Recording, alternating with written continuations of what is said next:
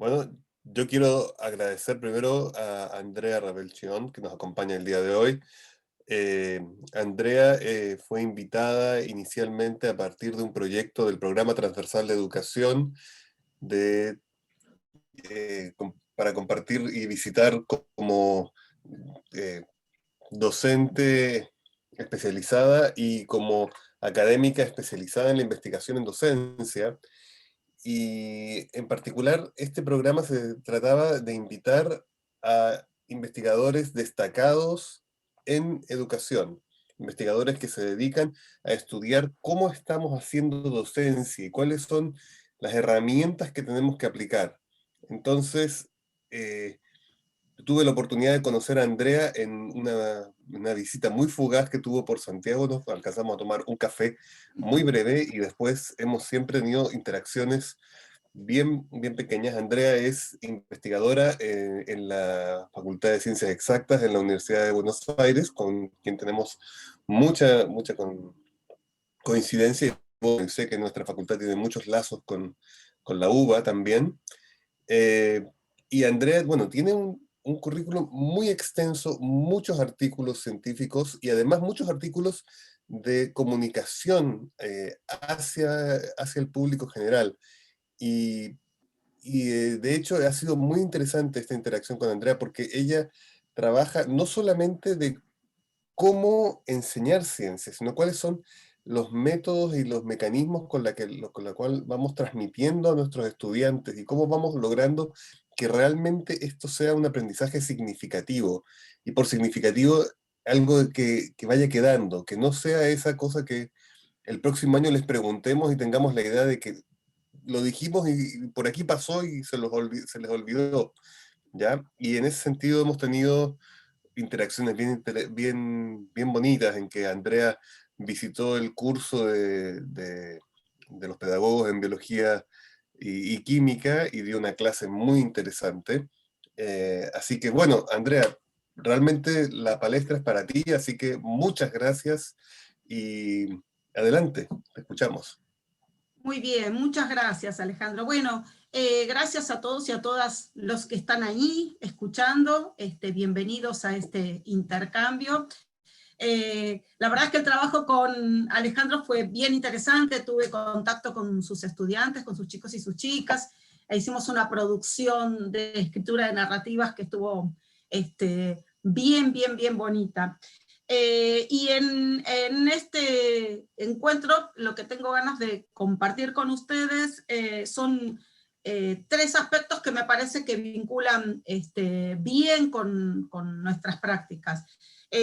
Por un lado, exponerles y compartir con ustedes algunas características del lenguaje científico que todos los que hacemos ciencia y sobre todo ustedes que hacen biología pura y dura y otras disciplinas de física y química conocen muy bien y lo tienen y tenemos muy internalizado.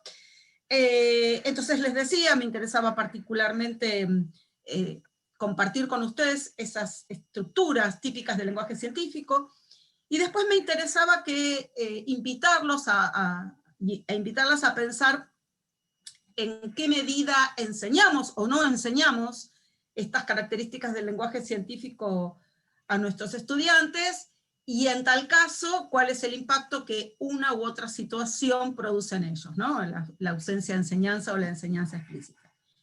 Y finalmente, invitarlos a analizar uno de los géneros discursivos más robustos y más potentes que tiene la enseñanza de las ciencias, que es la argumentación. Entonces, ese es mi plan de acción y mi invitación a que recorramos juntos en este rato. Y bueno, no sé cómo es el formato, si pueden preguntar o no, o es al final, pero eso lo manejan los coordinadores que me han invitado. Bueno, entonces, un poco acá,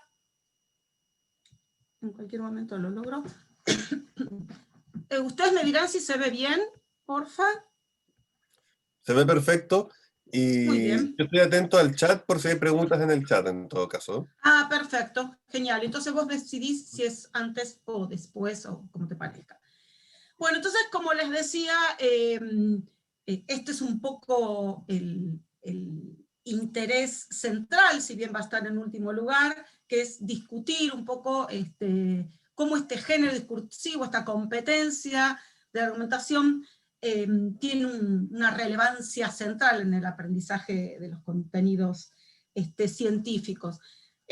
Por una parte, quería comentar que mi trabajo de investigación en la Facultad de Ciencias Exactas y Naturales está enmarcado en el GEID, que es el Grupo de Historia, Epistemología y Didáctica, pero que además yo tengo como un juego doble con la formación de docentes en nivel terciario. En Argentina puede ser a nivel universitario y terciario, yo estoy en ambos espacios que lastimosamente dialogan poco, pero también sostengo casi como una cuestión de principios, si quieren una declaración de principios, mi trabajo en la escuela secundaria, porque en tanto investigación en la didáctica de las ciencias naturales, sostengo que, bueno, que un poco hay que abrevar en la escuela media. Así que tengo esas tres patas que sí intento que dialoguen, y es parte de lo que voy a tratar de mostrar acá.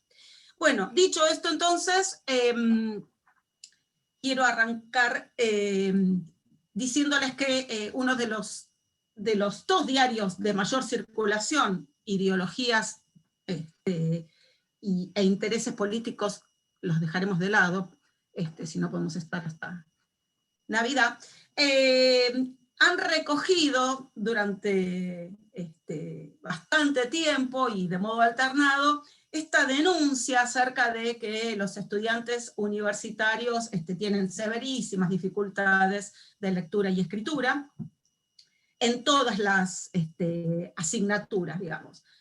Y en uno de estos dos artículos se cuenta una experiencia bien interesante que se realizó en la Universidad Nacional de Luján en el marco de un taller de escritura destinado a docentes universitarios, y en una de esas sesiones lo que se hizo fue proponer a cada docente participante que llevara un texto, un material que soliera utilizar con sus estudiantes, y esos materiales circularon. Entonces, por ejemplo, a los de profesores del área de química les tocó un texto de Marx, a los de historia un texto de matemática, y lo interesante de esto fue que, por ejemplo, los docentes de química tenían severas dificultades para aceptar la extensión de los párrafos que usaba Marx, los docentes investigadores de historia tenían dificultades con el lenguaje tan sintético matemático, y precisamente la mirada respecto de esta experiencia es que no se podía juzgar a unos o a otros participantes del taller de perezosos, o de no dedicarse lo suficiente, porque precisamente eran investigadores. Y entonces acá lo que aparece, y es una de las cuestiones que les voy a proponer analizar, es que hay algo del propio decir de cada una de las disciplinas que es lo que entorpecía a unos y otros participantes del taller a comprender, y que nos permite hipotetizar que es algo de lo que les sucede a nuestros estudiantes. Ahora, en las clases de ciencias, seguramente ustedes habrán identificado algunas de estas dificultades, y uno por momentos está tentado a decir qué es lo que sucede con estos chicos y estas chicas que están cursando incluso sus últimos años en la universidad, y uno piensa si es que no pueden aplicar aquello que ya han aprendido, y aquello que han aprendido puede ser instancias anteriores de nuestras mismas materias, o la escuela primaria o secundaria. Siempre es un buen recurso echarle la culpa al que vino antes, ¿no? Por lo menos acá en Argentina esto circula bastante. Bueno, es que la secundaria no aprenden, y los de primaria se lo echan a la secundaria. Los que tienen problemas son los de jardín, pero los de inicial. Pero más o menos las culpas se pueden repartir. Y el problema, ciertamente, es que hay algo que diferencia aún lo que se haya podido aprender bien en las clases de lengua, de literatura, porque la escritura en ciencias tiene sus propios modos de decir aquello que tienen que decir. Y entonces, atendiendo a esta particularidad, necesariamente tenemos que pensar en que hay algo del orden de lo contextual. Y si hay algo de lo contextual, y en ese contexto el lenguaje tiene sus particularidades, aparece casi como obvio que hay que enseñarlo. Porque un poco les voy a mostrar qué sucedería si un estudiante achipado, un estudiante interesante, pícaro, pudiera transportar lo que aprendió en la clase de lengua a la clase de ciencias. Fíjense lo que es una descripción literaria, en este caso un texto de Almudena Grandes que trata de conmovernos con la culpa que siente una de sus protagonistas por haber sido infiel a su pareja. Y esa descripción literaria lo que pretende es informar o conmover o aterrorizar si es un cuento de ese género, o tenernos en vilo si es un cuento policial, pero sin embargo esa descripción, esa misma descripción en el ámbito científico, apunta concretamente a los datos específicos en este caso del cerebro de un australopiteco. Aún en el mejor de los casos, que un estudiante, como les decía, de este perfil interesante, avispado, etcétera, pusiera de la clase de biología o a la clase de lengua, y viceversa, por ahí encontraríamos a alguien escribiendo algo así como el tamaño del cerebro del interesante, simpático, juguetón australopiteco, que hace 1.000.000 de años que viene saltando por la pradera, y la verdad que nos horrorizaríamos de un texto de ese tipo, con lo cual ni siquiera la tan deseada transferencia del currículum escolar sería una buena noticia en este caso. Pero pensemos qué pasa cuando se enseña el argumento de una película, o de una obra de teatro, o de una obra literaria. Lo que se hace es describir el guión, ¿no? Esto sería lo que encontraríamos si quisiéramos ver de qué se trata esta película, una descripción del guión. Y otra vez, lo que va a suceder es que ese mismo formato en las clases de ciencias pretende otra cosa, muy diferente, que es explicar los hechos del mundo natural. En este caso, Neiman no describe un glóbulo rojo falciforme, no define lo que es la anemia, sino lo que pone es en cuestión de qué manera aquellos que padecen esta enfermedad tienen cierta inmunidad a la malaria. O sea que la verdad es que es un género o un tipo de texto bastante diferente de aquellos otros que toman un aspecto, un perfil, una intencionalidad muy diferente en la clase de lengua. Ahora, uno podría pensar que hay otras particularidades que nosotros asumimos muy rápidamente, en tanto estamos inmersos en estas propias disciplinas, que es que el lenguaje científico sufre una transformación que tiene que ver con esto que llamamos la sustantivación, ¿no? Entonces fíjense que acá, hablando de la evolución de algunas especies, se habla de un proceso de convergencia, y en realidad aquí está utilizado de otra manera. En la misma línea, lo que hacen los textos científicos es centrar toda la atención en aquello que sucedió, y no en aquellos que participaran de esa producción, en este caso de la organización o el establecimiento de la teoría sintética. Fíjense que esto es interesante porque en realidad lo que muestra es una empresa científica sin actores, ¿no? Es lo que muchos epistemólogos denuncian como una deshumanización de la ciencia, que de alguna manera desdibuja las características de esta empresa humana. Y entonces cuando uno está en el marco de la ciencia erudita, esta deshumanización es natural, porque uno sabe que detrás de eso hay toda una serie de científicos y científicas que han trabajado, y que han discutido, y que han argumentado, y que han producido ciertas ideas. Pero esto es bastante opaco para nuestros estudiantes. Y en la línea de la naturaleza de la ciencia, donde uno pretende que los estudiantes aprendan contenidos científicos, pero también qué es la ciencia, en qué consiste su propia naturaleza, estas ideas tienen que ser enseñadas.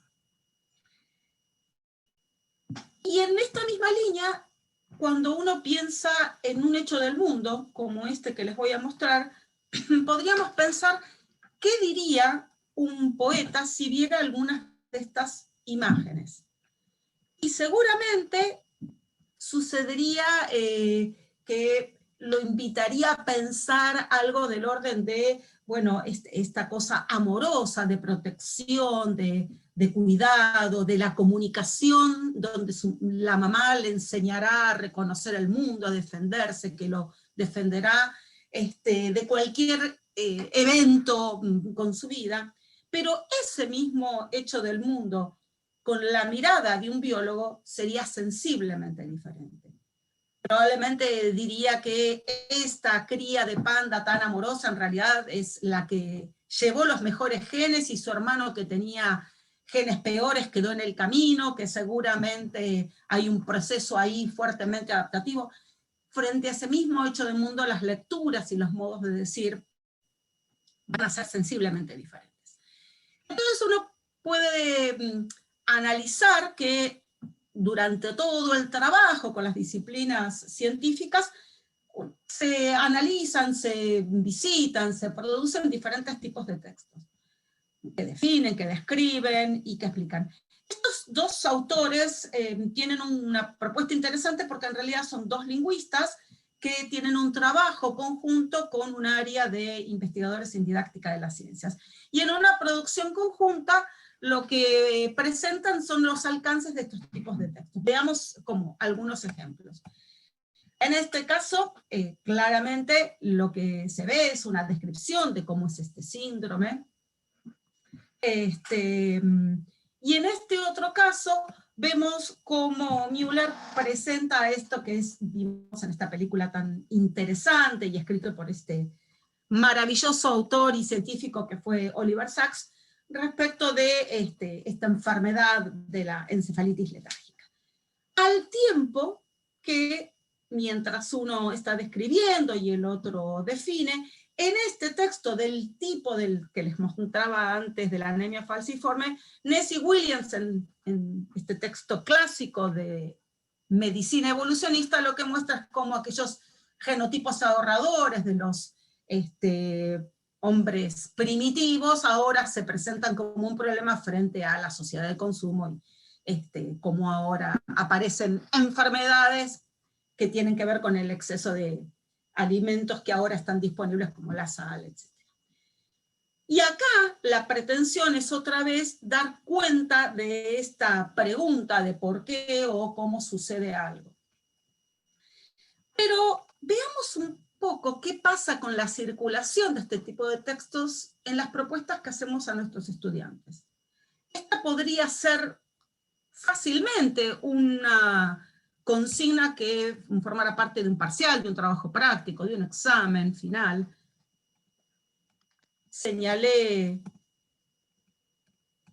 particularmente dónde estaría la demanda, ¿no? Construccionar, describir, justificar, definir. Y entonces un poco lo que los invito a pensar es qué le pasará a los chicos y a las chicas cuando escuchan, cuando leen, cuando son convocados a resolver algunas de estas demandas. Y algunas de las preguntas podrían ser estas.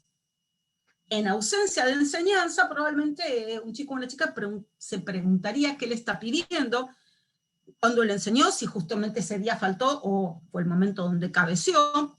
Si será diferente esta demanda de explicar que la de describir, que es la que tan fácilmente se puede lograr, o otras que parecen como similares, pero parecen a su vez tener sus particularidades, como argumentar y justificar, en tanto si me lo preguntan 2 veces será distinto.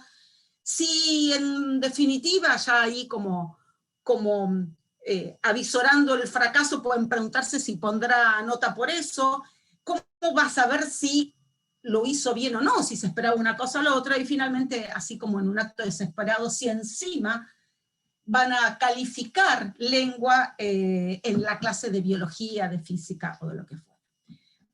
Pero entonces, poniéndonos del otro lado del mostrador, como decimos acá en Argentina, una pregunta interesante o bien conveniente sería pensar qué hicimos los profesores. Si les enseñamos estas particularidades, si les enseñamos las diferencias que tiene en cada uno de los contextos, si les enseñamos que la verdad es que no es una buena noticia, una buena idea transponer sin reflexión lo que se aprendió en las clases de lengua, de literatura, si les dimos algunos espacios, algunas instancias para practicar, para ensayar, para revisar esto antes de calificarlo, y si, por ejemplo, les enseñamos o les dimos algunas estrategias que les puedan permitir seguir el orden y la calidad de sus producciones, ¿no? Todo lo que tiene que ver con estas estrategias tan abandonadas, al menos en la escuela secundaria, que tiene que ver con el desarrollo de competencias metacognitivas, ¿no? Entonces, algunas de las cosas que si los vengo convenciendo que hay que enseñar respecto a la escritura al interior de las clases de biología o de ciencias en general, es que no todos los géneros discursivos o los tipos de textos son iguales. Que ciertamente cuando les proponemos a los chicos y a las chicas definir, describir o responder estos cuestionarios donde rápidamente se detecta en el texto en qué parte está la pregunta, la respuesta a cada pregunta, que son fuertemente deficitarios porque la verdad es que no proponen el desafío de tomar los modelos teóricos y amasarlos y jerarquizarlos y establecer relaciones de ideas, y que son tipos de propuestas que siguen enfatizando el uso de la memoria.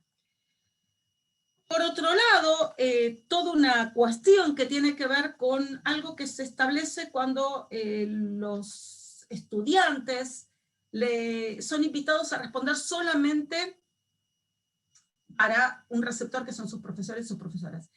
Y ahí se genera una situación bastante viciada porque los estudiantes descansan en aquel que sabe, que es su profesor, el desarrollo más sofisticado de los contenidos, de las propuestas, y los profesores tendemos a decir, bueno, acá seguramente quiso decir tal cosa. Entonces, entre algo que se omite y algo que el otro completa, se desdibuja la solvencia con que los estudiantes pueden resolver estas cuestiones.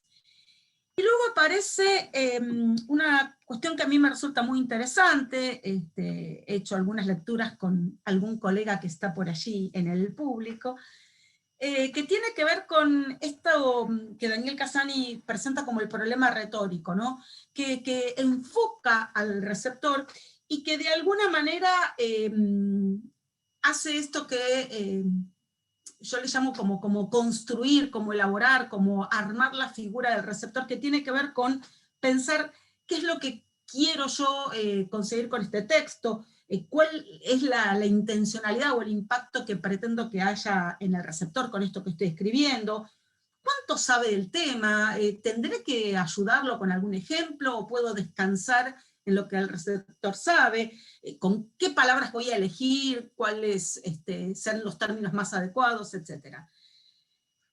Y bastante vinculado con esto, dentro de un modelo pragmático locutivo, que lo que pretende o lo que piensa es que las explicaciones siempre son para alguien, que no hay explicaciones universales o generales, basándonos en esa idea, lo que se propone es un uso bien flexible de los contenidos.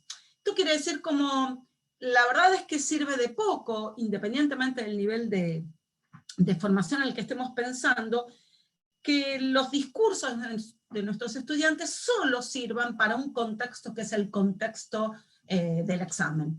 El uso flexible de los contenidos supone poder amasarlos, poder hacer algo con ellos y adecuarlos a otros receptores, a otros contextos, otras situaciones, porque eso va a demandar de algunos recursos lingüísticos que enriquecen no solo el modo de pensar ese contenido, sino también el texto resultante, una metáfora, un ejemplo, una paráfrasis, diálogos, manejos de diferentes personas. Entonces, fíjense que un poco la propuesta es desmarcarse de la tradicional forma de presentar las demandas en examen o en trabajos prácticos, en lo que fuera. Y también esto que yo creo que es objeto de enseñanza, que es que escribir no es solamente escribir, sino que escribir supone volver sobre lo escrito, porque en esta idea de que se revisa, se reformula, uno empieza a discutir con el modelo teórico que tiene internalizado y trata de pensar si de verdad ese escrito da cuenta de eso que se quiere hacer. Y esto que escribir es reescribir, ¿no? De alguna manera tiene que ser objeto de enseñanza. En general los chicos y las chicas terminan algo y nos revolean el trabajo, me dice, bueno, hasta aquí llegué y cumplí con lo que tenía que hacer. Bueno, estas propuestas de decir, bueno, te lo doy, llévatelo, volvelo a pensar, pensá de qué manera esta idea la podrías reformular, pensá a quién le estás hablando, bueno, esa reescritura, en tanto que puede fortalecer el modelo teórico, es algo que tiene que ser enseñado. Pero bueno, le hice una promesa que era que les iba a hablar, iba a tratar de compartir con ustedes la importancia que tiene la argumentación en las clases de ciencias, y un poco unas preguntas así como para meternos en el campo, que tiene que ver con esto, ¿no? ¿Qué pasa con alguien que está argumentando, si de verdad está absolutamente convencido de esas ideas, o más bien está buscando convencer al otro? Si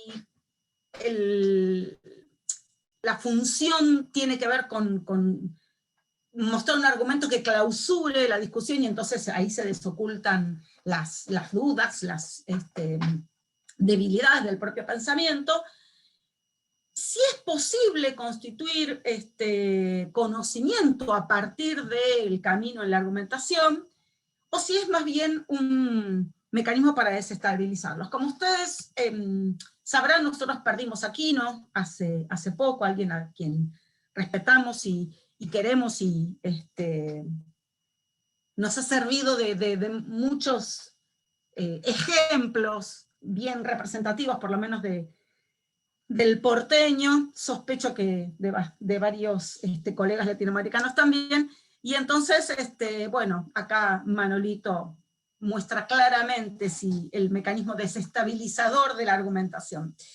Y de todos estos, los invito a tomar esta pregunta y trasladarla, y a ver si nos acompaña en lo que queda de este encuentro. Si la argumentación es un camino posible de todos estos que he marcado para construir conocimiento científico. Entonces, una cuestión que me parece que hay que mínimamente, al menos alertar antes de empezar, es que argumentar puede ser todo esto. Y en tanto tiene todos estos alcances y su polisemia, también pensar que para nuestros estudiantes que ven circular la idea de argumentar en discursos políticos, en cuestiones científicas, en lo cotidiano, también pueden sufrir esta polisemia. Y entonces, dentro de lo que me parece que hay que ir escarbando para encontrar el corazón de la argumentación, algo que hay que mirar es esto de la situación argumentativa. Otra vez acá Quino nos muestra un diálogo, más bien casi monólogo, si uno mira la cara de Mafalda, y lo que muestra es que acá hay un contexto, que es el contexto de un momento de esparcimiento, o Mafalda pensó que iba a ser de esparcimiento en la plaza, que tiene un contexto, que es el contexto en el cual los interlocutores, Susanita y Mafalda, están, por lo menos eso es lo que pensaba Susanita, interactuando. Y en esta argumentación hay un objeto que, bueno, es el remanido deseo de Susanita de un marido, un par de hijos, una casita y un perro, y agotando a Mafalda con esta letanía. Cuando uno piensa en la situación argumentativa, el contexto en el contexto de enseñanza y aprendizaje, acá hay unas diferencias, porque ahora el contexto es la clase de ciencias, y hay algo de ese lenguaje que circula en lo extraescolar que se reconfigura. Tenemos otros interlocutores, un cuerpo docente que habla ciencia, ahora voy a explicar qué quiere decir esto de hablar ciencia, que maneja los conceptos científicos y un estudiantado que está haciendo una inmersión en este mundo científico con mayor o menor solvencia. Y aquello sobre lo que discuten ahora son los contenidos científicos. Los contenidos científicos escolares, le llamamos, más allá de que estemos hablando de la universidad. Y entonces, un poco lo que hay que analizar es por qué la comunidad de didactas en ciencias naturales asumen, enfatizan que es importante aprender argumentación.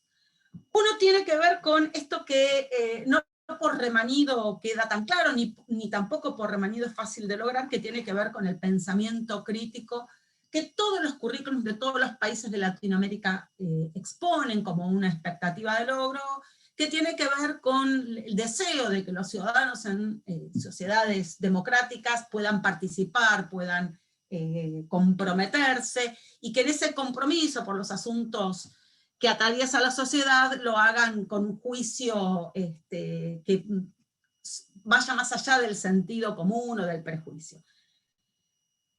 Por otra parte, recién yo decía, los profesores hablan ciencias, James Lemke plantea una idea interesante de hablar ciencia como una metáfora de hablar un idioma, ¿no? El idioma de la ciencia, como si fuera aprender francés o alemán. Y entonces lo que ellos dicen es que aprender argumentación enseña a dominar, a hablar este lenguaje de la ciencia y a escribirlo también, por supuesto. Y por otra parte, yo ya les hice una mención acerca de lo importante que tiene para el aprendizaje de ciencias de calidad, saber qué es la ciencia, pero también saber qué es en sí misma la empresa científica. Y entonces, en este sentido, la argumentación es claramente el corazón, lo nodal de la producción científica. Y en ese sentido, en los espacios de aprendizaje de las ciencias, este carácter tan central de la ciencia tiene que ser enseñado. Y esta Kuhn no es parienta del Thomas Kuhn de las revoluciones científicas, sino es de Anna Kuhn, que es una psicóloga cognitiva interesada por cuestiones de la enseñanza, que lo que dice es que la argumentación, la producción de los argumentos de los estudiantes es lo más cerca que vamos a estar de sus modos de pensar. Y entonces es una forma bastante más transparente de evaluar los aprendizajes. Y entonces se darán cuenta, o espero que haya quedado como bastante abierta la puerta a identificar que la argumentación tiene una fuerte perspectiva epistémica. De alguna manera retomo esa pregunta que les dije que tomáramos para seguir el resto del encuentro, que es que la argumentación efectivamente puede contribuir a la construcción de conocimiento científico, con este doble juego de aprender a argumentar y aprender el objeto científico sobre el que se está argumentando. Esa perspectiva epistémica es lo que nos permite, es el marco bajo el que nosotros trabajamos, desmarcándonos bastante en nuestro grupo de investigación de perspectivas lingüísticas. Básicamente nos centramos en esta idea de que el dominio de la competencia argumentativa hace aprender mejor ciencia.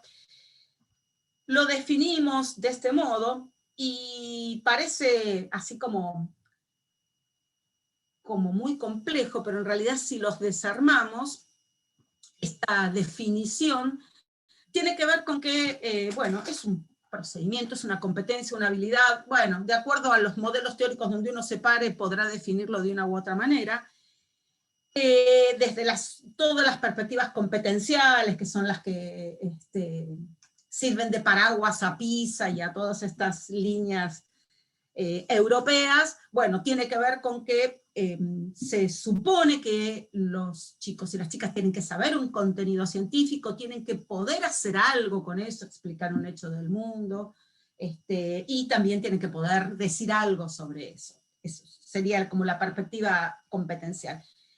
Es cognitivo-lingüístico porque, bueno, claramente vincula el aprendizaje, procesos de cognición que se van a expresar, ya sea oral o escrito, por eso cognitivo-lingüísticos, son de orden superior porque se desmarcan de los aprendizajes memorísticos, mecánicos, que uno puede repetir sin comprensión o con muy poca comprensión, y que son epitómicos, quiere decir que son los característicos de la empresa científica, como les decía hace un rato, ¿no? La argumentación como el corazón de la empresa científica, la discusión con los pares y la exposición de las nuevas ideas. Entonces, este texto que surge de dominar la competencia argumentativa está constituido o está construido con 4 componentes que creemos y apostamos a que los chicos y las chicas aprendan que tienen que estar en una forma balanceada, ¿no?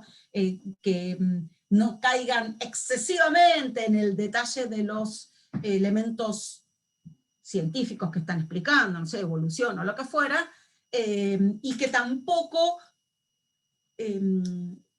omitan las cuestiones contextuales. Entonces, estas componentes son la componente teórica, la retórica, la lógica y la pragmática.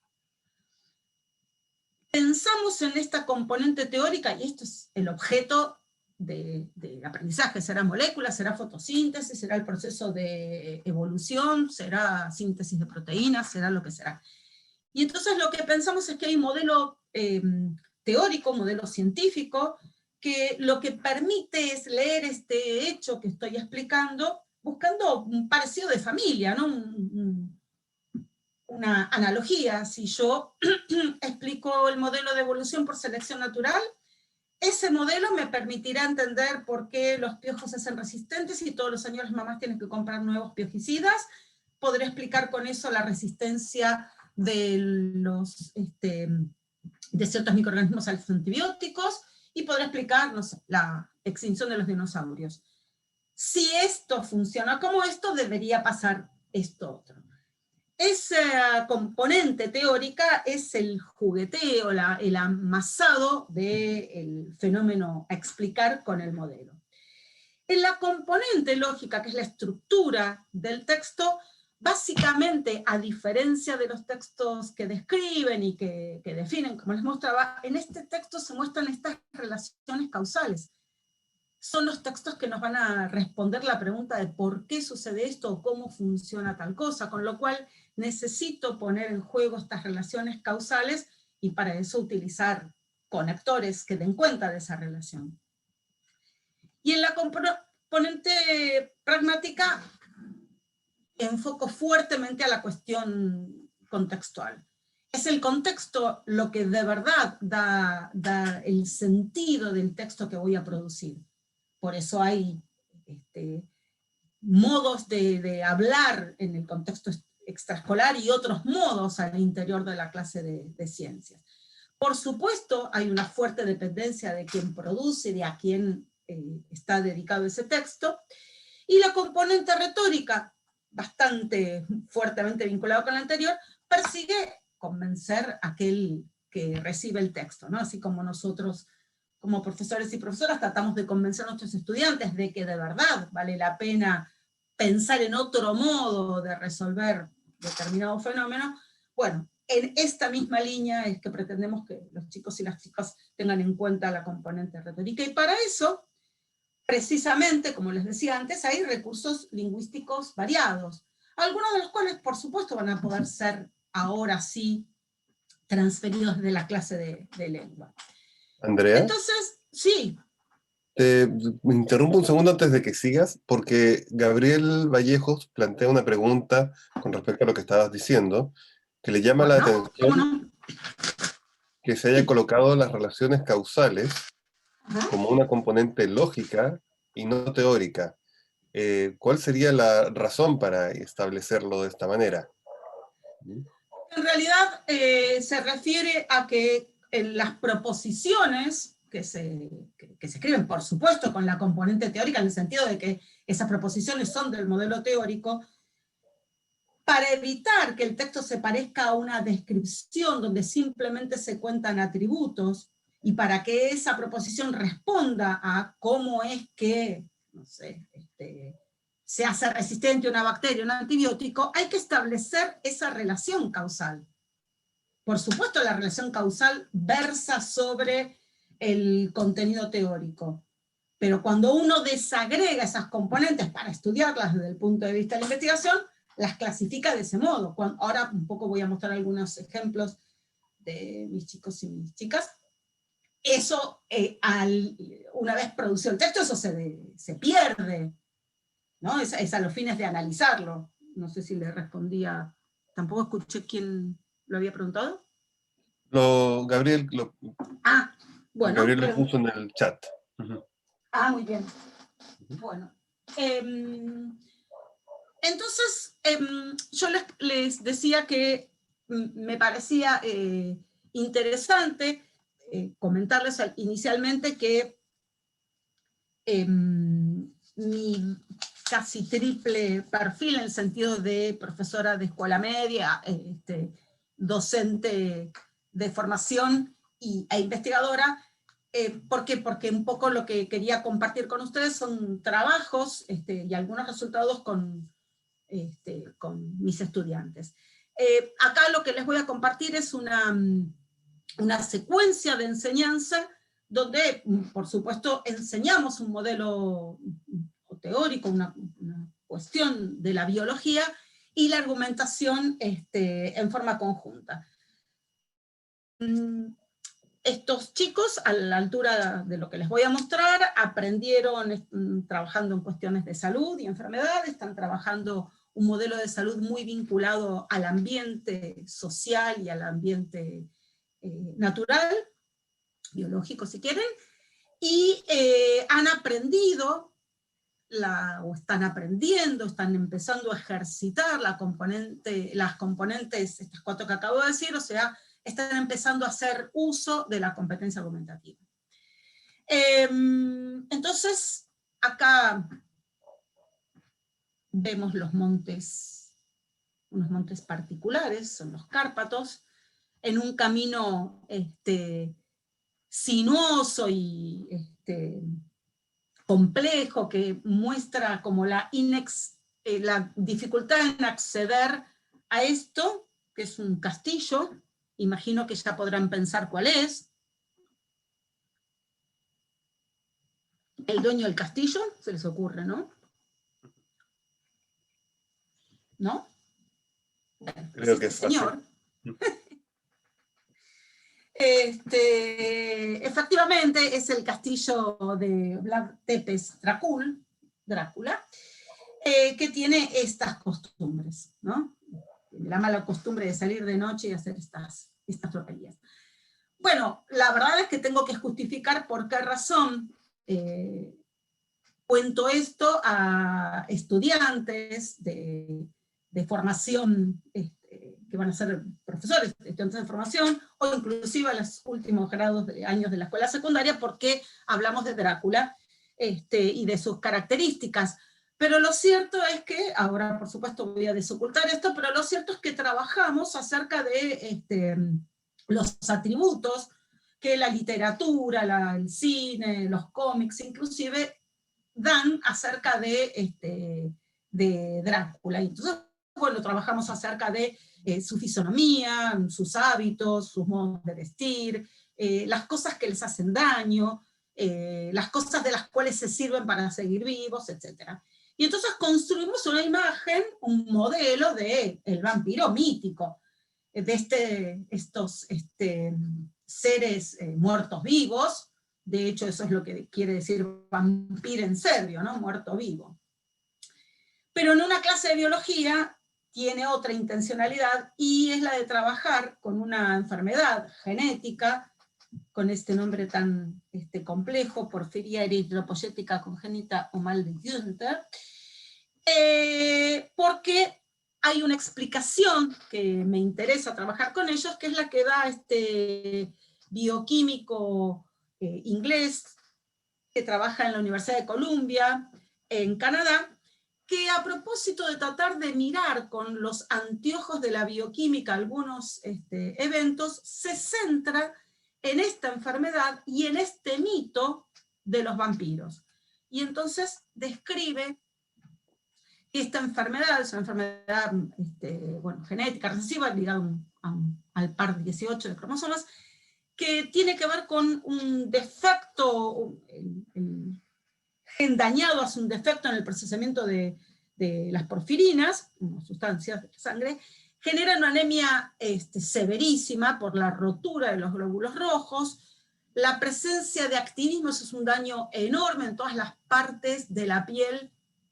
Hago un paréntesis, los invito a tratar de ir de esta lectura que estoy haciendo al vampiro mítico, cierro el paréntesis y sigo. Los vampiros tenían una reacción ante la luz, eso es el actinismo, quiere decir que todas las zonas expuestas a la luz se queman, los pacientes porfíricos tienen que usar bloqueadores de altísima protección en la piel, sufren hipertricosis, que es el aumento inusual de pelo en zonas inusuales como las palmas de las manos y la cara, como una defensa justamente al daño que produce la luz. Se producen defectos en los dientes en dos planos.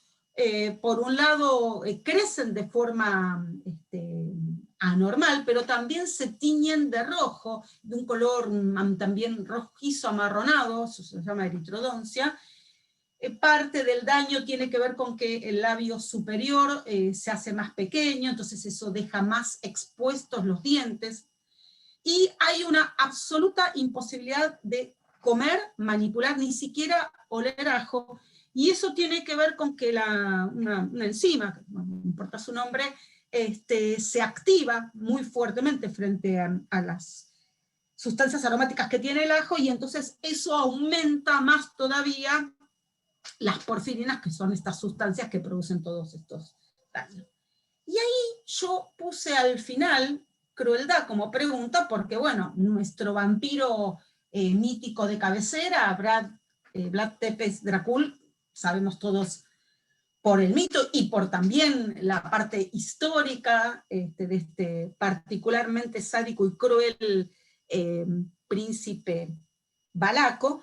Bueno, una de las cosas que produce la porfiria es una alteración psiquiátrica bastante severa que interrumpe, no, altera y perjudica y entorpece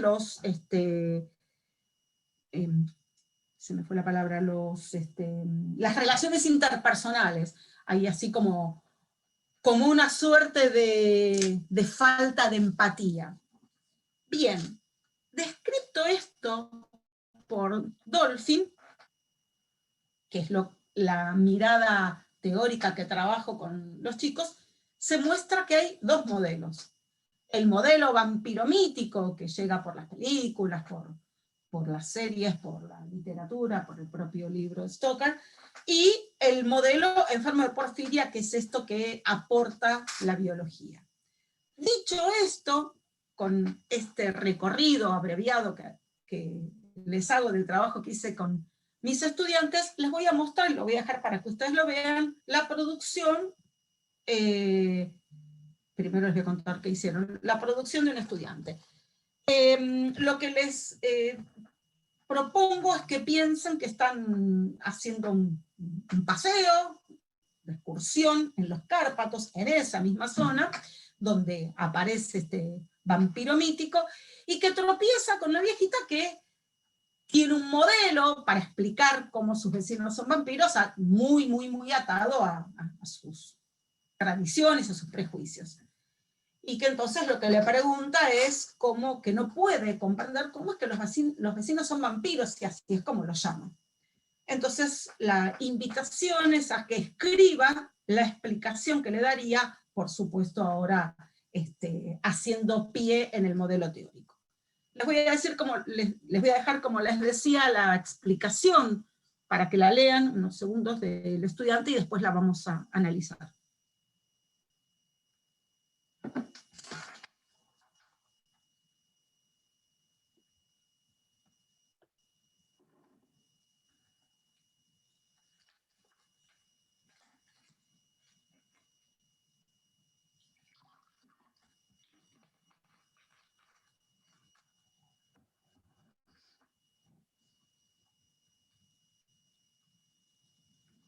Bueno, sospecho que pudieron ya darle una mirada, ¿verdad?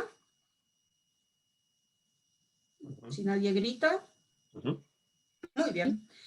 Entonces, lo que voy a hacer ahora es tratar de mostrarles cómo este estudiante intenta construir un poco lo que yo les decía, ¿no? Construir el perfil de su receptor.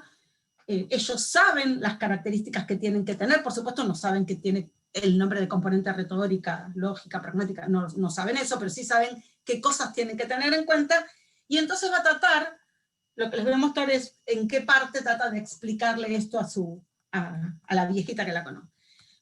Ahí hay una alusión a esta componente pragmática porque busca como el diálogo para contextualizar en un encuentro casual en la aldea.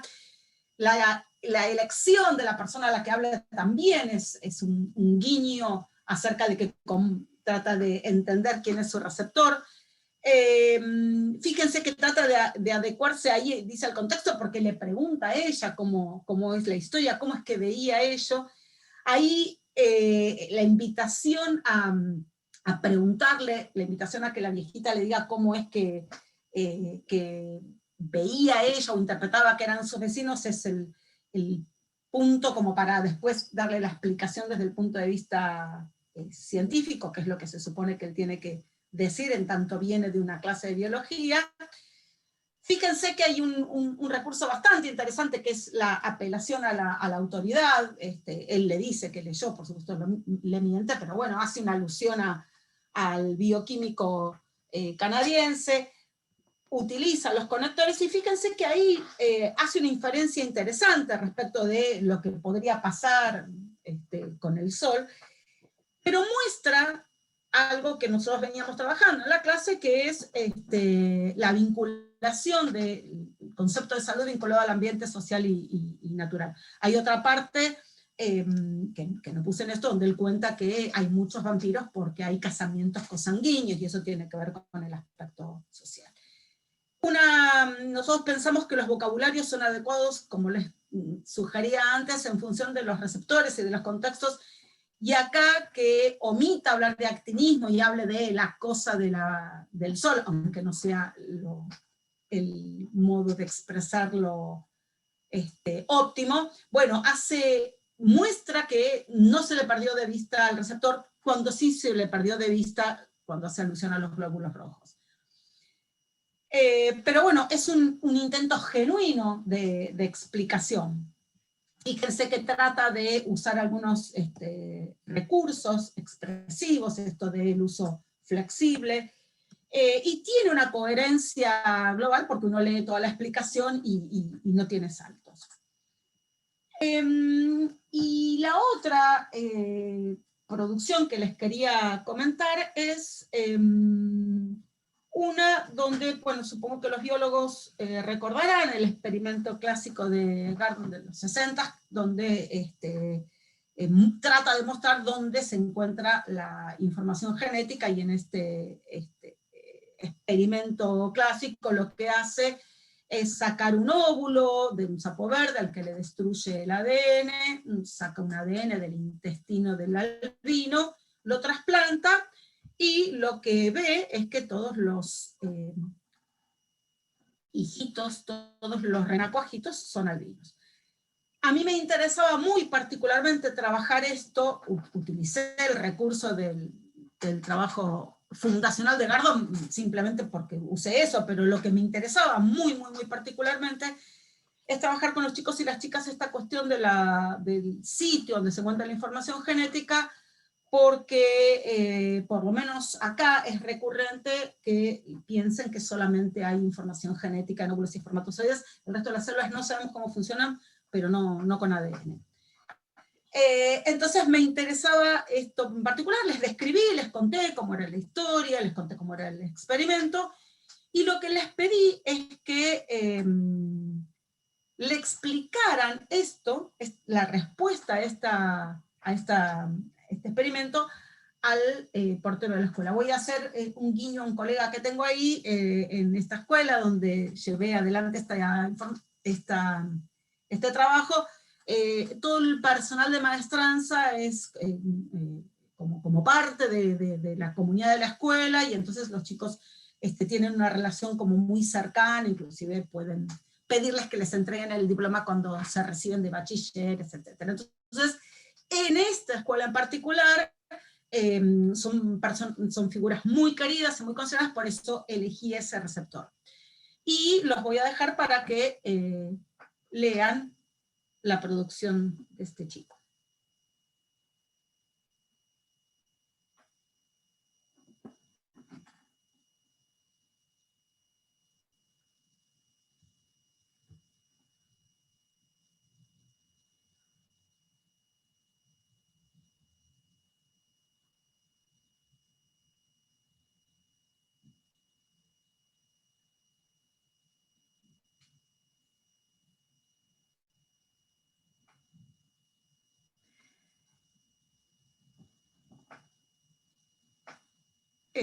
Por supuesto, César es el portero, Andrea soy yo, y me parece otra vez que es una muestra de un intento genuino de un estudiante a acercar a ideas científicas a una persona que ellos más o menos sabían cuál era su formación, sabían que había terminado la escuela primaria, que no había terminado la secundaria, y me parece que hay algo interesante respecto de las aclaraciones que hace y las que no. No aclara ADN, porque es algo que circula, por lo menos en Argentina, en todos los medios, a propósito de reconocimientos de personas que cometieron crímenes, o respecto de datos de filiación, etc. Pero sí aclara, por ejemplo, el concepto de albinismo, y me parece que es muy interesante la inferencia que hace al final, ¿no? Si no hubiera sido así, hubiera sido de otro modo,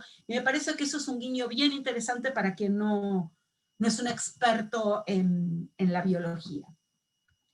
Bien, entonces, un poco apoyarme en esta idea de esta lingüista que en toda esta corriente de la enseñanza en las propias disciplinas, que lo que plantea es esto que en las clases de ciencias, sobre todo en la universidad, se nos pierde, ¿no? Esto de aquello a lo que obliga, en el mejor de los sentidos, la escritura, ¿no? Esta idea de que en la medida en que uno está combinado o invitado mejor a producir ciertos tipos de textos, sobre todo estos de corte de nivel cognitivo superior, como las argumentaciones, me parece que es aquello que nos podría garantizar que lo que producen los chicos y las chicas esté más analizado, más amasado, más revisitado,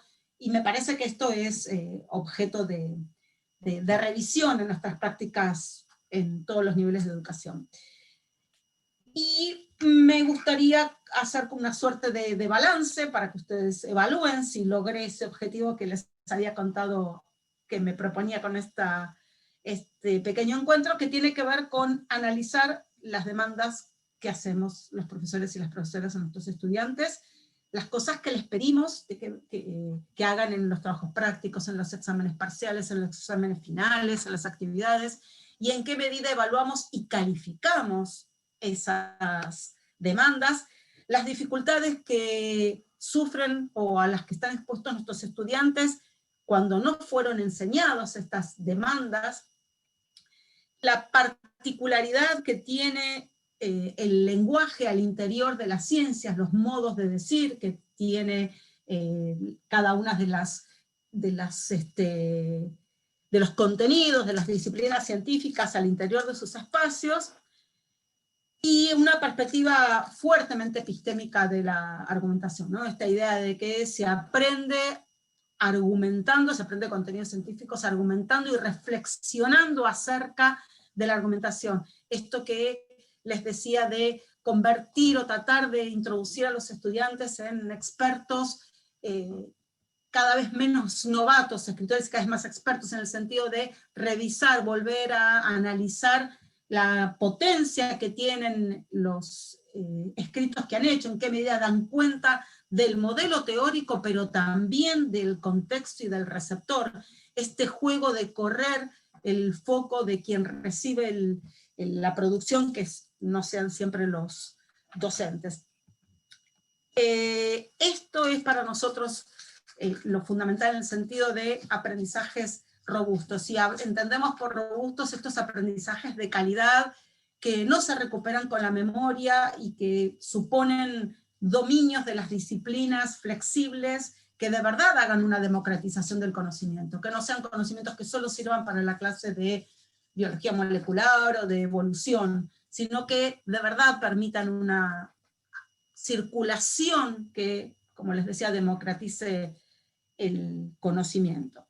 Y entonces, un poco la pregunta, despidiéndonos con Kino, es si así, si nos gustaría que fueran así nuestros estudiantes, estos que quedan perplejos y mudos frente a una repregunta, o si nos gustaría que fueran así. Es cierto que si fueran nuestros hijos por ahí, buscaríamos una zapatilla, pero la verdad es que lo que pretendo iluminar es que lo que queremos es que los estudiantes puedan producir argumentos. Bueno, muchas gracias. Voy a descompartir, si les parece, y me dirán de qué quieren, qué aclaración necesitan o alguna pregunta. Aquí estoy. Muchas gracias, Andrea. Bueno, dejamos abierto si hay preguntas. No sé si alguien tiene alguna pregunta que plantear. Gabriel, ¿sí? Hola, ¿qué tal? Hola. Hola, ¿qué tal? Sí, bueno, muchas gracias por darme la palabra. Muchas gracias, Andrea, por la charla. Muy interesante. Yo quería hacer una pregunta un poco más básica, que tiene que ver con que, claro, gran parte de las actividades científicas, llámese de la práctica científica, tienen que ver con argumentar.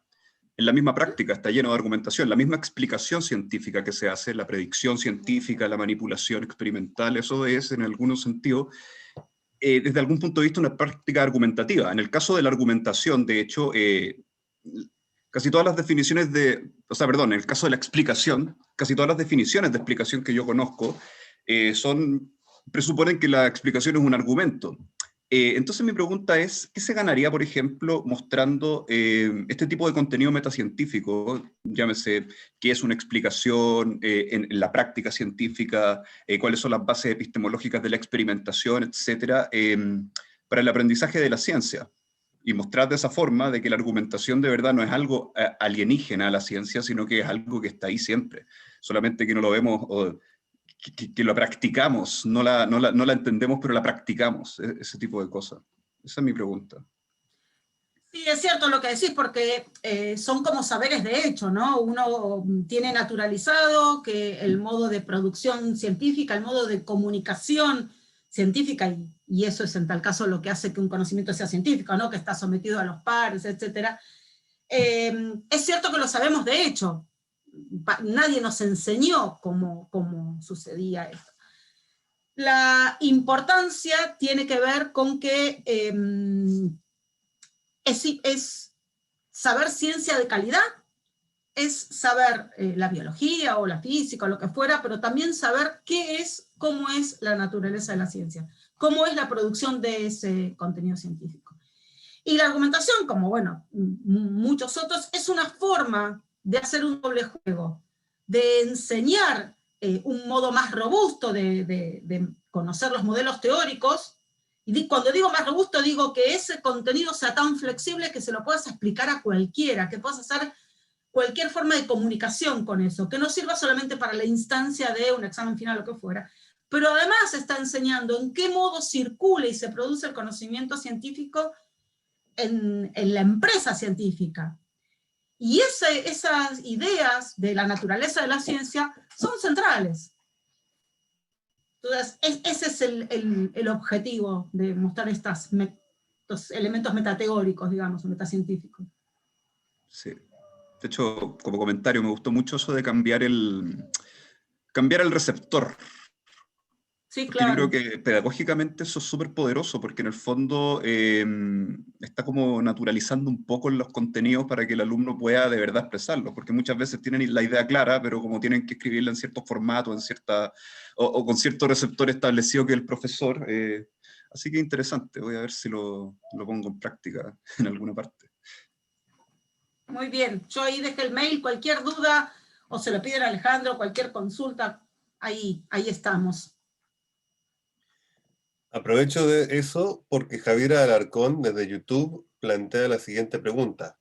Si has desarrollado estrategias para desarrollar la argumentación en la educación remota o virtual, y si es así, ¿cómo ha sido la experiencia? Y muchas gracias por el seminario. Bueno, la verdad es que en Buenos Aires, en Argentina, estamos transitando el segundo año de educación virtual, prácticamente, bueno, salvo ahora, como les contaba, que esta semana están volviendo, estuvimos trabajando todo este tiempo en enseñanza por Zoom, Meet, o bueno, lo que han podido cada una de las comunidades. Y la verdad es que solamente, salvo una experiencia que ahora les voy a comentar, siempre trabajamos en formato presencial. El año pasado y hemos trabajado y tratando de ajustar al formato de la virtualidad. Pero debo ser sincera que en los dos contextos, en la universidad y en el contexto de la escuela, son contextos que no muestran la generalidad de los casos. Quiero decir, en la universidad hay una buena conectividad y los estudiantes acceden casi todos a ellos, y la escuela es una escuela que está al servicio de los chicos, es una escuela privada con mucho trabajo, pero con una población que tiene garantizado el acceso. No podría, la verdad, pensar que esto es posible con la cantidad de chicos que se han caído del sistema por completo. Entonces, me parece que, por lo menos en el contexto argentino, pensar en esto de forma democrática, extendida y masiva, hoy por hoy es imposible. ¿Y había otra pregunta? Hay un par de No. preguntas más. No, en esta misma, déjame ver. eran dos partes, no. Bueno, no, si has desarrollado estrategias y cómo ha sido su experiencia, básicamente. Joana, que nos acompañaba, pero tal vez tiene problemas para comunicarse, pregunta si puedes profundizar en la importancia de la argumentación para aprender biología en la formación inicial de docentes. Claro, esa es una cuestión bien interesante porque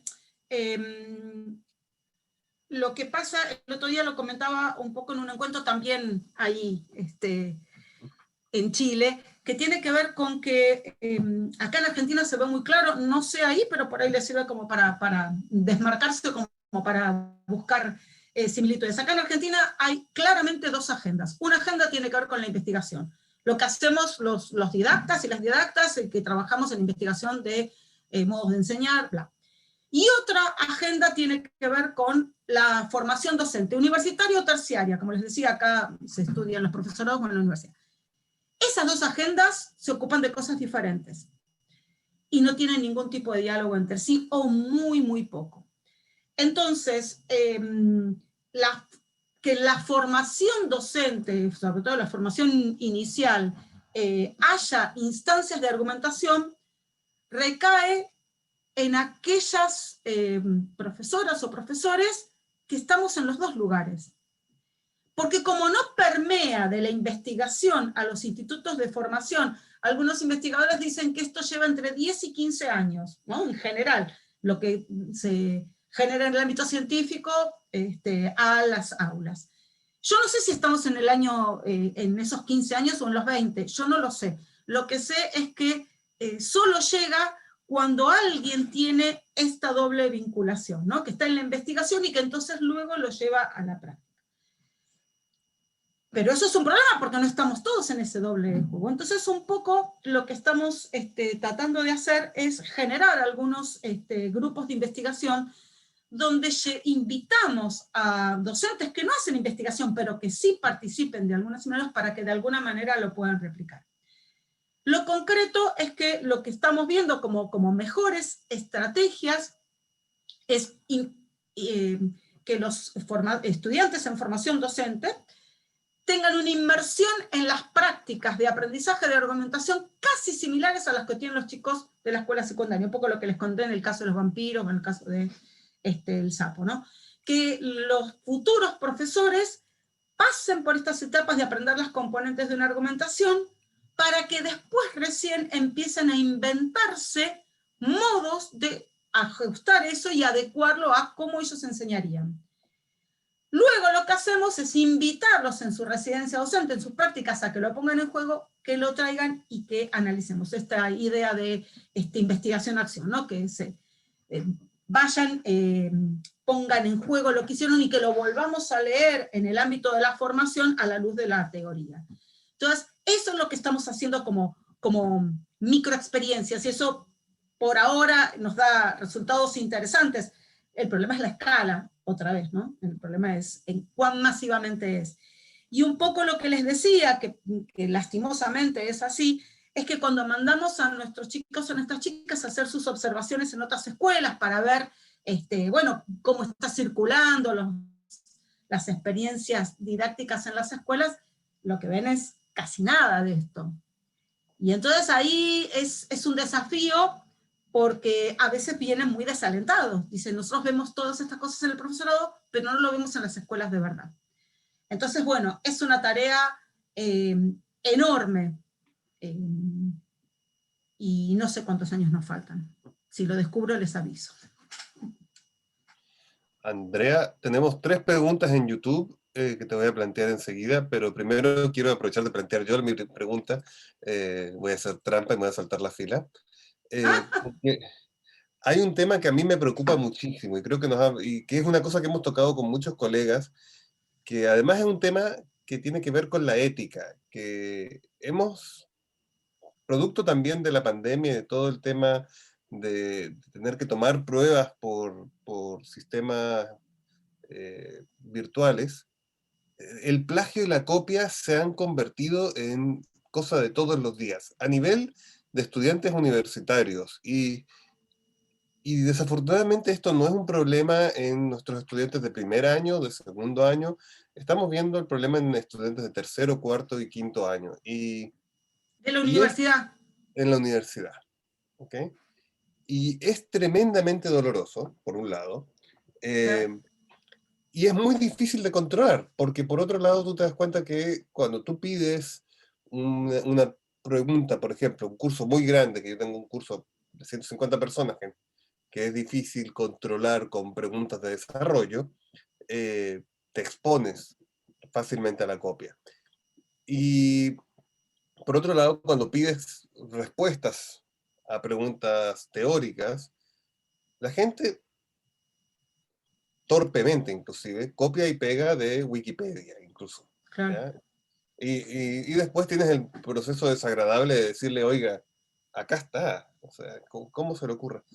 Y se me ocurre que esto también te permite hacer que la gente se adueñe y se haga responsable de su texto, que se haga,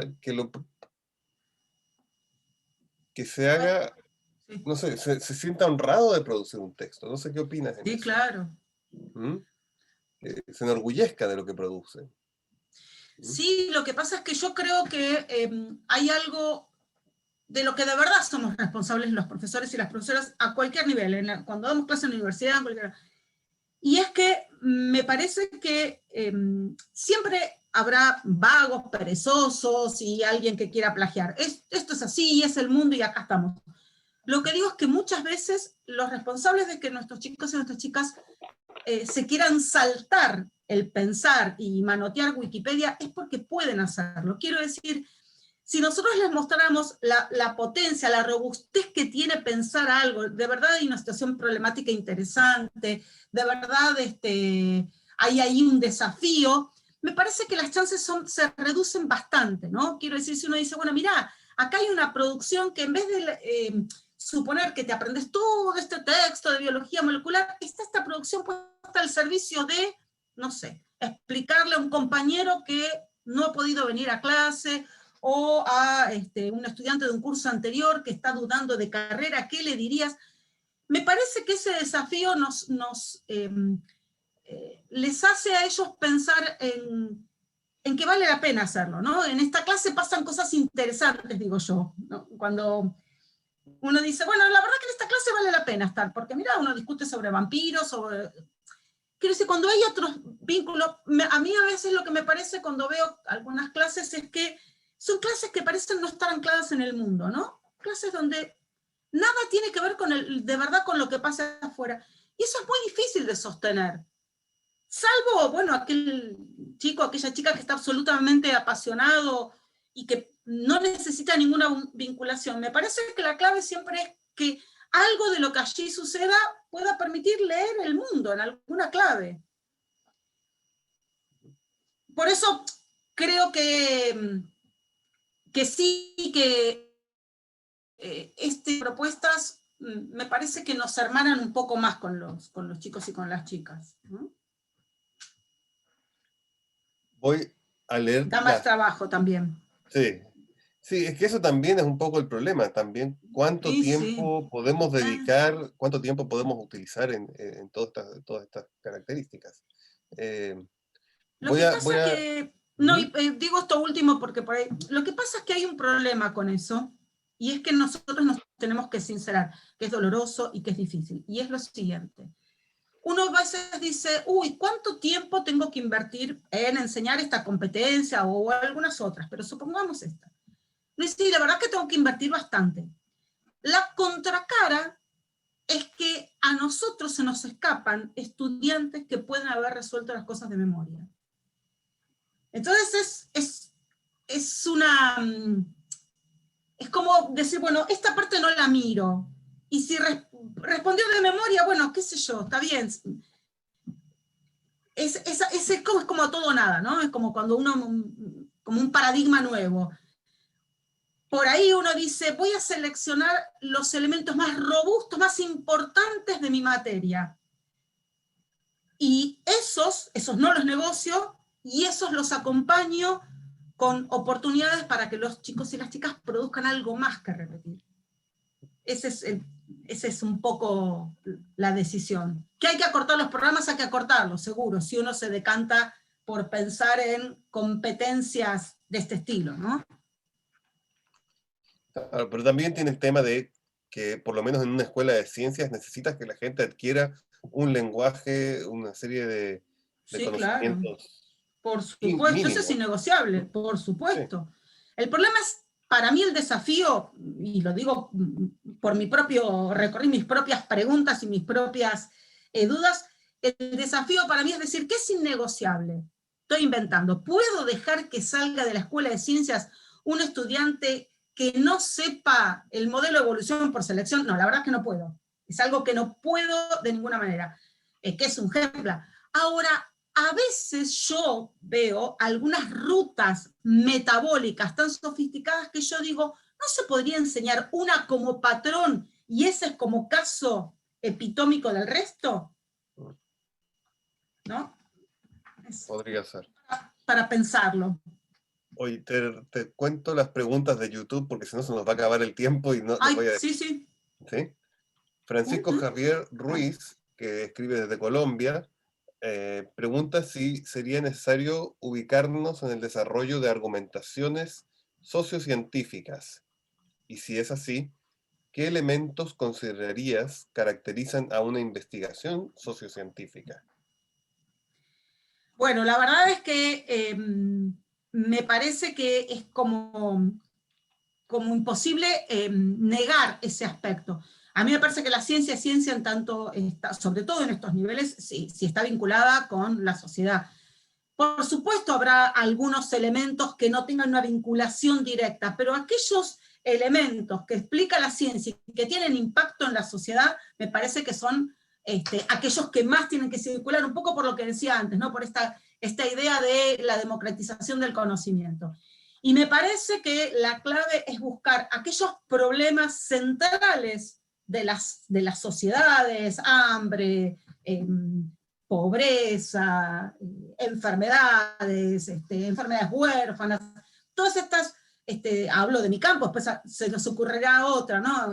Plaguicida, etcétera, que tienen un impacto enorme en la sociedad, pero que tienen que ser leídos por la biología. Y me parece que trabajar esos problemas y elaborar las argumentaciones en torno a eso es lo que puede de verdad hacer que la gente, de verdad la gente tome postura en esa línea de los juicios críticos que yo decía. No esta la idea de hablemos sin saber, acá en Argentina hay un programa que se llama así, hablemos sin saber. Y me parece que eso es un modo de hacer de verdad una ruptura y empoderar a los ciudadanos. Me parece que esa sería la clave. Por otra parte, Juliette Romero plantea que ¿qué recomendaciones podrían darse para fortalecer la argumentación desde las primeras edades? Un poco esta imagen de Mafalda. Sí, claro. ¿Mm? Sí, claro. La verdad es que yo creo que las habilidades argumentativas, pero sobre todo lo que tiene que ver con el lenguaje en relación con las disciplinas, tiene que ser instaurado muy tempranamente. Muy tempranamente. Yo creo que los chicos y las chicas en primaria pueden empezar a escribir ideas, decir, bueno, a ver, vimos tal cosa, escribí 3 ideas sobre tal cosa. ¿Qué parte de esta película que vimos se vincula con... Al final de la clase, ¿qué aprendiste hoy? Todo este jugueteo con la escritura, con sacar de la cabeza lo que uno tiene, ponerlo al servicio, comentarle a tal compañero tal cosa, decirle 3 críticas y 2 posibilidades de mejora de tu texto, todo eso abona a un terreno donde el cual uno puede después poner géneros discursivos más complejos como, qué sé yo, forma de laboratorio o la argumentación. Pero es esto de instaurar la escritura al servicio de aprender.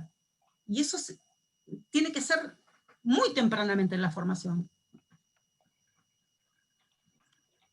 Sí, Liliana Cardemil, la doctora Liliana Cardemil, tiene una Hola, pregunta. me gustó mucho tu Hola. charla. Mira, acá en realidad nosotros como docentes en la universidad sentimos la falta de argumentación en los estudiantes y eso supongo que también se empieza a aprender desde pequeño realmente.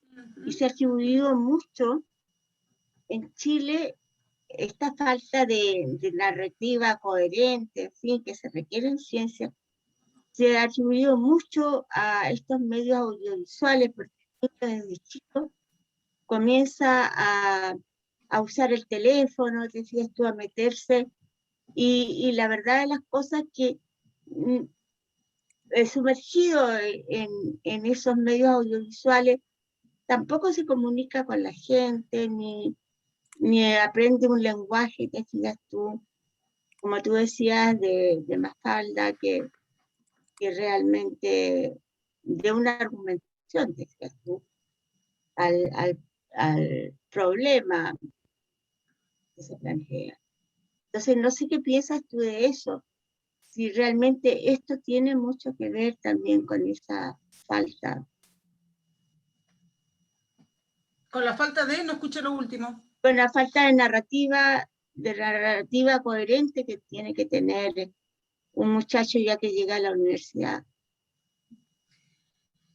Y lo que pasa es que un poco es lo que yo decía al principio, ¿no? De verdad podemos cargar o echarlo a la cuenta de los profesores de secundaria, o de verdad los profesores universitarios también tenemos. No es que se aprende de una vez y para siempre, no es que uno aprende en la escuela primaria y ya está, o aprende en la escuela secundaria y ya está.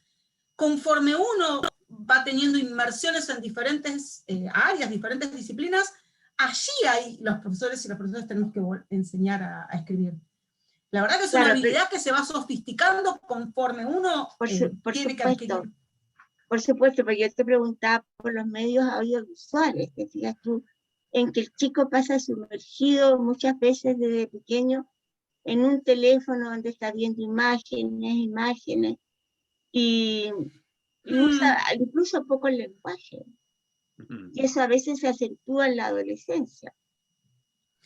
Yo creo que ir en contra de la tecnología, ir en contra de un teléfono, me parece que es una tarea que no tiene sentido y tiene un final anunciado y clarísimo para todos.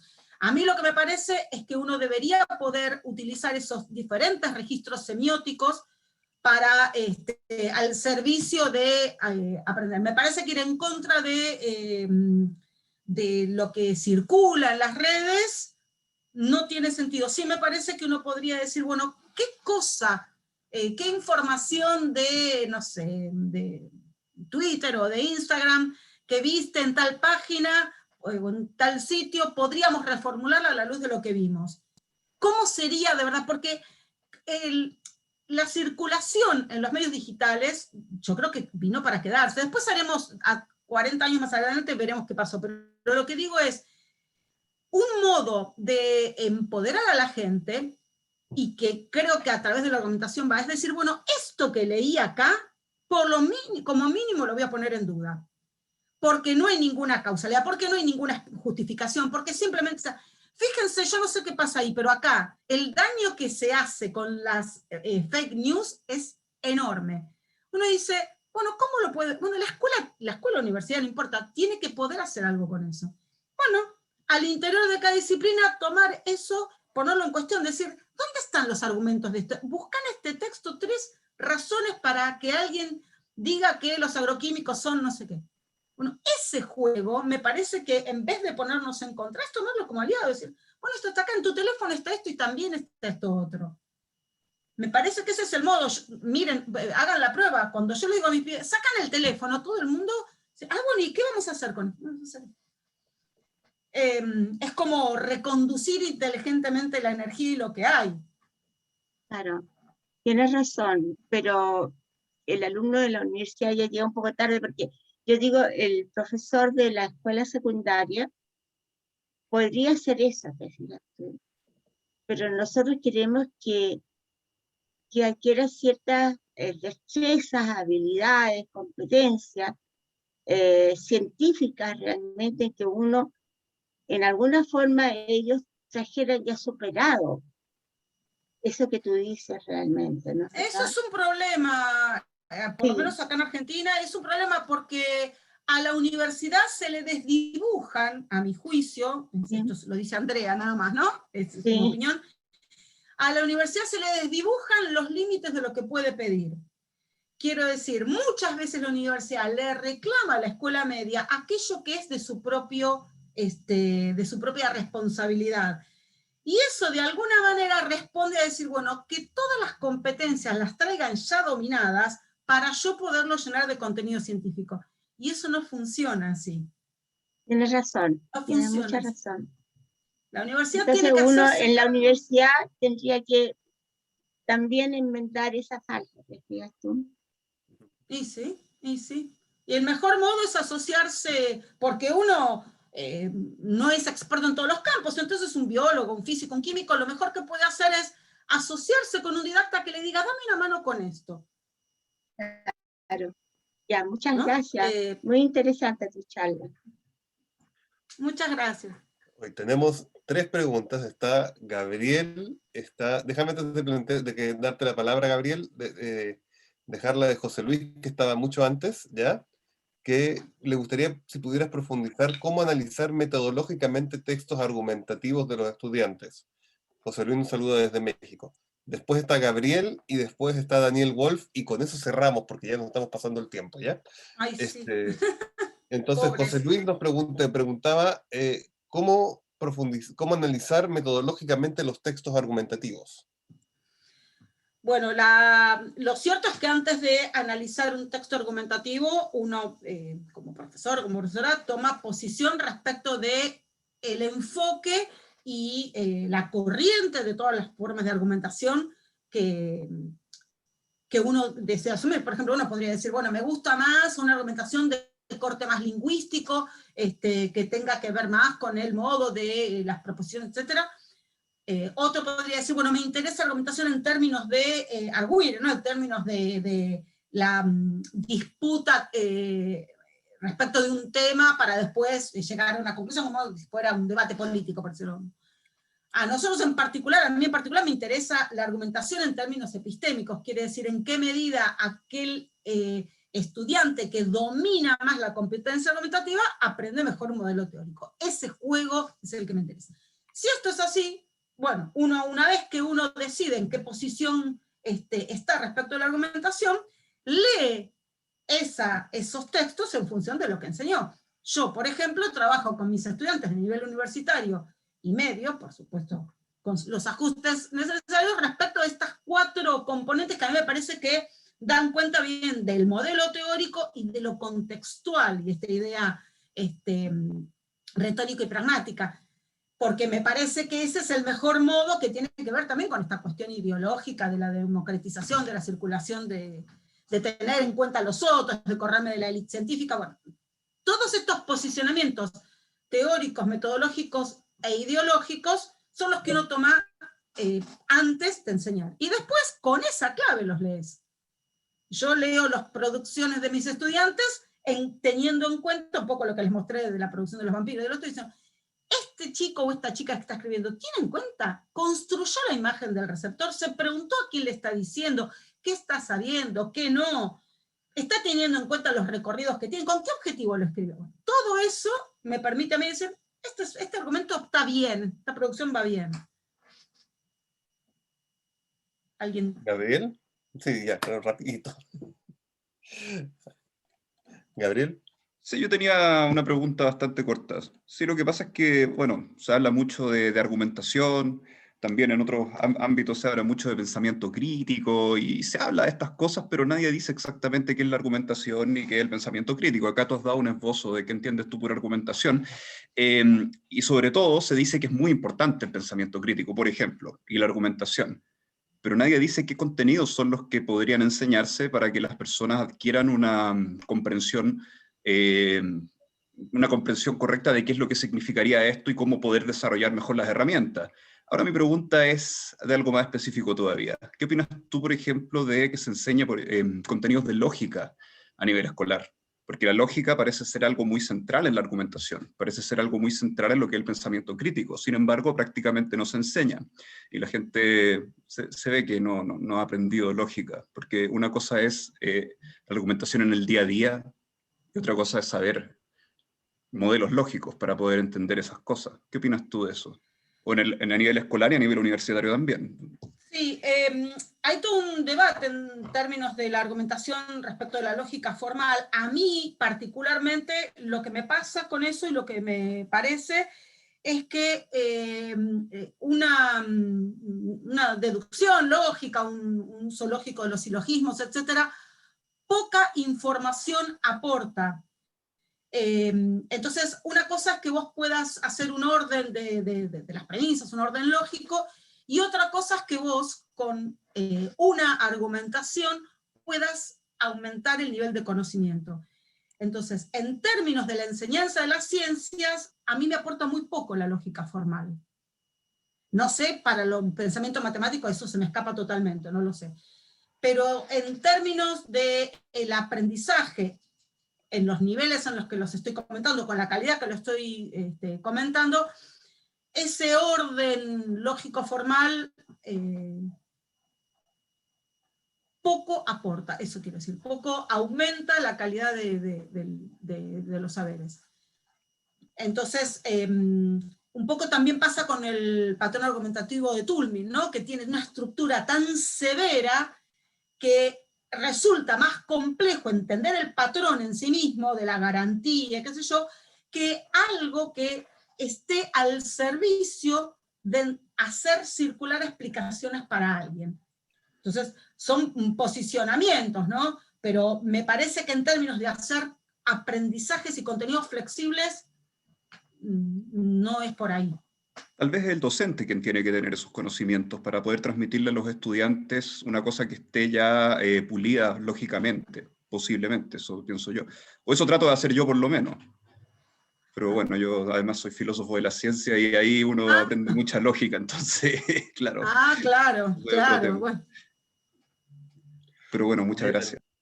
Y para terminar, Andrea, te planteo la pregunta de Daniel Wolf. Ah, Daniel, la planteas tú. Ahí está, Daniel. Daniel, no te escuchamos, me temo. Estás sin audio, Daniel. Hola, Andrea. Tenía una Hola, pregunta Daniel. particular que hacerte. Primero, felicitarte por la charla. ¿Cuál es tu opinión sobre el uso y abuso de las explicaciones teleológicas que utilizan los docentes a nivel escolar e incluso universitario? Por ejemplo, la bomba de sodio funciona para mantener la concentración de potasio alta en el interior de la célula y alta la concentración de sodio fuera de la célula, por ejemplo. Eso es muy recurrente, yo lo veo en mis nietos, lo que le enseñan y la manera en que le enseñan en el colegio. Quería conocer tu opinión. Es un tema bastante urticante para muchos. Es cierto, las explicaciones teológicas gozan de una excelente salud, se ve que acá y del otro lado de la cordillera también. En biología se ve muy claramente en todo lo que tiene que ver con evolución, ¿no? Los osos polares se volvieron blancos para, ¿no? O el pelaje se cambió para... Ahí hay un problema, y es que hay algunas posiciones, como por ejemplo, no sé, algunas teorías, como la teoría de evolución por selección natural, que son en sí mismas teleológicas, ¿no? Para muchos filósofos de la ciencia, el propio pensamiento humano es finalista, la propia teoría es finalista. Entonces uno podría decir, los caminos que, por ejemplo, se siguió en Argentina. Bueno, para que los estudiantes no sean teleológicos, no pueden decir para. Prohibido decir para. Todos los chicos y las chicas, que son bastante más pillos de lo que uno cree, pillos vivos, ¿qué hacen? Eluden, no usan el para y siguen siendo igualmente finalistas, ¿no? Porque sacar el para y reemplazarlo por otra cosa no supone que uno entienda que los individuos no cambiaron para mejorar, sino que porque mejoraron pudieron hacer tal cosa. Bien, entonces un poco lo que estamos nosotros, lo que se piensa por acá, es algo de la vigilancia epistemológica. Como decirle a los estudiantes, es cierto que uno piensa en un mundo con finalidades, porque si no uno no se correría y viene el colectivo y te pasa por encima. Pero en el ámbito de la biología, por ejemplo, uno tiene que pensar que no es que el individuo mutó porque el ambiente se volvió seco, entonces mutó para que le crecieran espinas al cactus. Que porque tenía espinas, ese no se extinguió y tal otro sí. Es como decirles a los chicos, yo sé que vos pensás de modo finalista, porque casi no hay duda de que los humanos pensamos en términos de finalidades. Solo que para aprender mejor biología hay que estar alerta, vigilarse uno mismo. Yo siempre les digo a los chicos, por favor dominen a la marca que tienen adentro, piensen, pónganlo un poquito al costado o discútanle, porque es imposible pensar en que vamos a torcer el pensamiento finalista. Y entonces me parece que la vigilancia epistemológica es un buen recurso. Porque lo que sucede es que en el día a día, que uno sea finalista no está mal. ¿Puedo decir algo, chico, respecto a eso? Pero las células no tienen propósito. Sí.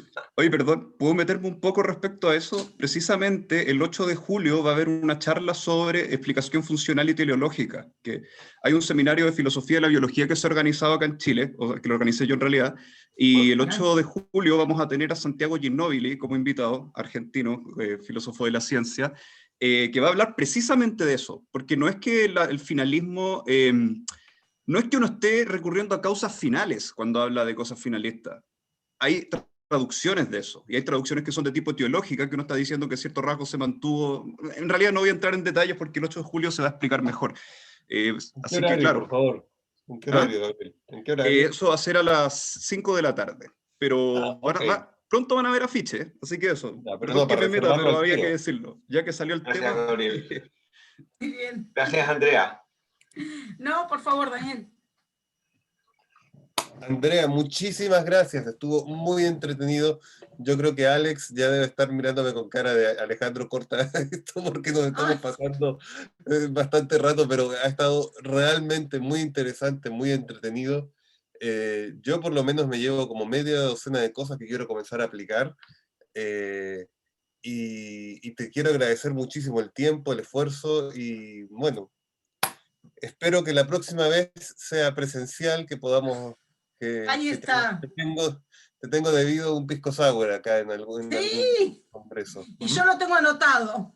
Bueno, sí, te lo debo totalmente. Muy bien, gracias a todos y a todas, y cualquier cosa que quieran ya le preguntan el contacto a Alejandro. Bueno, que estés muy bien. Nos Muy veremos bien, pronto. cuídense mucho. Igualmente. Cuidarse. Adiós, sigan bien. Adiós. Chao, chao. Y muchas gracias a todos, a todas, a todes. Que tengan muy buen día.